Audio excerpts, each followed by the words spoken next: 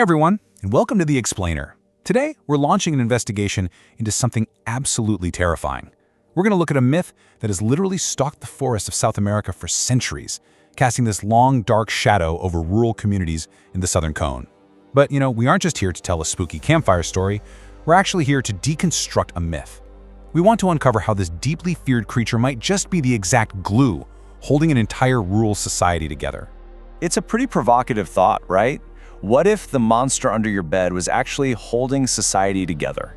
Today, we are embarking on a really fascinating anthropological detective story. We're going to strip away all the terrifying folklore to reveal the social, ecological, and psychological machinery that's operating right beneath the surface of one of South America's most enduring legends. So, meet the Pombero.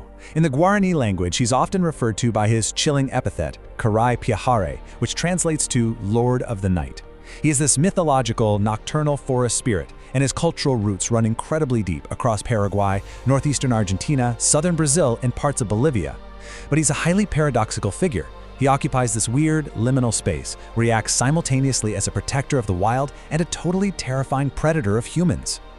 Okay, let's dive into this monster profile, because it is wild. The physical description of the Pombero is this bizarre mashup of contradictory traits. First off, he's known for his extremely short stature, but don't let that fool you. He's covered in excessive body hair, particularly on his hands and feet. And even more unsettling, legends say his feet are completely reversed. Like, his heels face forward and his toes face backward. It's a biological impossibility designed specifically to confuse anyone foolish enough to try and track him into the dense jungle. Add to that his ability to shapeshift, or just turn completely invisible, and of course, his signature calling card, a prolonged, high-pitched, maddening whistle that echoes through the trees at night to let you know he's there. Section 2. Uncovering the syncretic origins, tracing the roots of a post-colonial hybrid. So we have our monster, but where did he actually come from? Let's set out to uncover his historical origins. And here is the massive twist. There is absolutely zero evidence of this being some ancient, pre-Columbian god. None. The Pombero is entirely missing from the earliest 16th and 17th century European accounts of Guarani cosmology. The early Jesuit records meticulously detail all these Guarani deities and spirits, but there's absolutely no mention of the Pombero anywhere. This gaping absence points us toward a much darker, post-contact origin story. Now, what's really interesting about this slide is the linguistic tug-of-war happening over his name. We basically have two main hypotheses. The first traces the name to the Portuguese word Pombero, which referred to scouts or the terrifying bandeirantes. These were the actual slave raiders from São Paulo who hunted the Guarani people. The second hypothesis suggests it comes from the Guarani phrase Pombero, which means fly's hand, symbolizing his silent, imperceptible movement through the forest. When we weigh this etymology face-off, a really fascinating picture emerges. This monster is likely a syncretic hybrid. He was born directly from the historical trauma of European slave raiders violently clashing with indigenous beliefs in forest spirits. And that brings us to the academic consensus. The evidence definitely points to a true hybrid. Like we said, the name likely has Portuguese roots. But what about that excessive body hair? Well, in European folklore, think the wild man archetype, hairiness is a sign of untamed virility. That's a distinctly European cultural coding, not an Amerindian one. Furthermore, the traditional offerings people leave for the Pombero include distilled sugarcane rum, which is entirely a post-contact European introduction. So the Pombero isn't some dusty relic, he's a highly unique cultural creation where European dwarf and goblin traditions merged perfectly with Guarani forest concepts. Section 3. The myth's social purpose. Uncovering the motive behind the monster. So, we know how he was created, now we need to shift our focus and uncover the why. Like, why does this specific myth persist today, and what hidden social agendas does it actually enforce in rural communities? Turns out, the Pombero is a very busy entity with 4 critical social functions. First, he's an ecological guardian. He protects birds and forests from overhunting. Second, he acts as a strict moral enforcer. There are countless stories of him punishing greed by scattering the corn of stingy farmers. Third, and this is perhaps the darkest one, he serves as a scapegoat. In strict patriarchal rural societies, the Pombero is frequently blamed for unexplained pregnancies. It provides a supernatural resolution to what would otherwise be a highly stigmatized social problem. And finally, he is the ultimate child threat.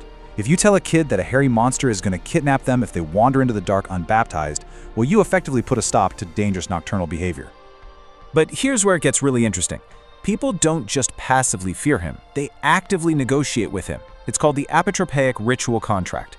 If a farmer wants the Pombero's protection for his crops, he leaves offerings out, stuff like tobacco, wild honey, or rum. But there is a very strict rule here. You have to maintain those offerings for 30 consecutive nights. If you miss even one single night, the contract is completely broken and you invite his vengeance. And rule number 3 is absolute. Never, ever speak his name aloud at night. That's exactly why they call him Kurai Pahare instead. This whole ritual perfectly illustrates how people use myth as a tangible, practical tool to navigate and survive the unpredictable hardships of rural life. Section 4. The Science of the Spooks. Let's rationalize these supernatural encounters. Now, we've explored the folklore and the social utility, but I know exactly what you're thinking. Is there any actual proof? How do we naturally explain these very visceral, real sightings that people report all the time? Well, and this brilliantly illustrates it, science totally deconstructs the supernatural here. When someone reports waking up in the dead of night, feeling an invisible presence, and this terrifying physical pressure on their chest from the Pombero, well, science recognizes that as a literal textbook case of sleep paralysis. What about those maddening, high-pitched whistles coming from the jungle? Biologists point straight to nocturnal animals, like owls or nightjars. And when eggs or your precious tobacco suddenly go missing, human theft, mixed with a heavy dose of confirmation bias, provides a much simpler answer. It just shows how we naturally ground these terrifying claims into documented psychological and biological realities. Our brains are literally wiring the unknown into a recognizable monster. Section 5. A living modern legend and the evolution of the Pombero into the digital age. Let's move to the timeline and see how this builds, because as we head into our final act, we really have to recognize that the Pombero totally refuses to become a dusty museum piece. He is a living legend that continues to evolve even today. Just look at his physical and functional journey. Back in the late 19th century, early folklore actually described him as very tall and thin, a protective genius of the birds. But then, by the mid-20th century, as agricultural society shifted, he morphed into the short, hairy trickster and sexual predator we recognize today. And now, in the 21st century, the guy has been fully globalized. He's literally the antagonist in horror video games on Steam and the inspiration for heavy metal music albums.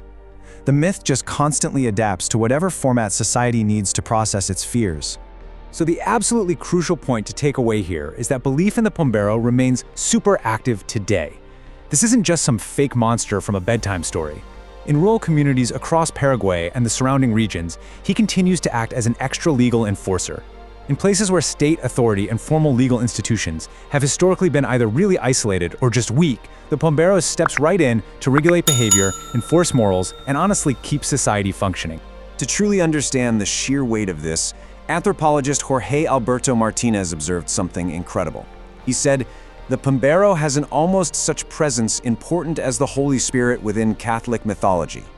Wow, think about that for a second. That perfectly captures the immense power of this creature. He occupies this completely unique, syncretic space in Paraguayan Christianity, sitting comfortably right alongside saints and demons in the minds of the people. Which brings us to our final thought. We've seen exactly how colonial trauma, ecological anxiety, and strict patriarchal structures built the Pombero. But it makes you wonder, how are our own modern anxieties creating the Pomberos of tomorrow?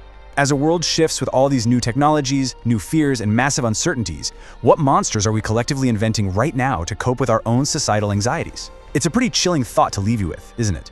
Thank you so much for joining me on this explainer, and hey, keep your ears open for that whistle in the night.